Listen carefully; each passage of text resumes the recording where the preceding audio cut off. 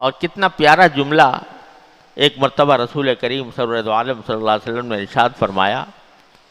سفر میں تھے تو نماز کا وقت ہو گیا تھا، تو آپ نے حضرت بلال رضی اللہ تعالیٰ عنہ جو حضور کے مؤذن تھے صلی اللہ علیہ وسلم، اللہ تعالیٰ نے ان کو رسول کریم سرور دو عالم صلی اللہ علیہ وسلم کے کب مؤذن بنایا تھا، اور وہ مقام بخشا تھا کہ حبشہ کے رہنے والے جن کو غلامی کے لوگ تانے دیتے تھے، اللہ تعالیٰ نے ان کو کہاں سے کہاں پہنچایا ایمان کی بدولت. آج ہمارے جان مال آبرو ان کے اوپر قربان، جو 5 وقت رسول اللہ صلی اللہ علیہ وسلم کی اذان کے لیے اذان دیا کرتے تھے، اور جب کبھی موقع آتا تو آپ حضرت بلال ہی کو بلایا کرتے تھے.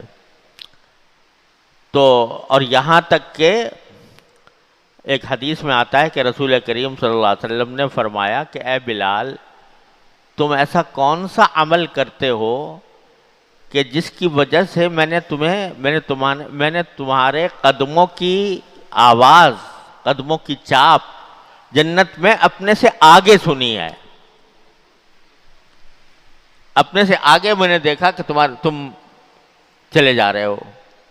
محدثین نے فرمایا کہ اصل میں یہ اللہ تعالیٰ نے ان کو یہ مقام بخشا جنت کے اندر کہ رسول کریم صلی اللہ علیہ وسلم کے بھی وہ پائلٹ بن گئے، کہ آگے جیسے ایک کسی بڑے کے ساتھ، کسی بڑے صاحب اقتدار کے ساتھ کوئی پائلٹ چلتا ہے جو آگے اس کے لیے راستہ صاف کرتا ہے، یہ مقام اللہ تعالیٰ نے حضرت بلال حبشی رضی اللہ تعالیٰ عنہ کو عطا فرمایا. تو ایک مرتبہ سفر میں رسول کریم صلی اللہ علیہ وسلم تشریف لے جا رہے تھے، تو نماز کا وقت ہو گیا، تو ایک جملہ ارشاد فرمایا کہ ارحنا بالصلاۃ یا بلال،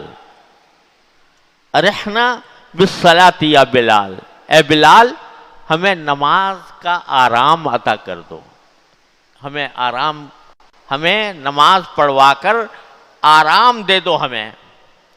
یعنی چین نہیں آ رہا بغیر نماز کے آرام نہیں آ رہا، تو اب ہمیں تم آرام دے دو نماز پڑھوا کر، تاکہ ہمیں نماز پڑھوا کر آرام ہو جائے کہ بھئی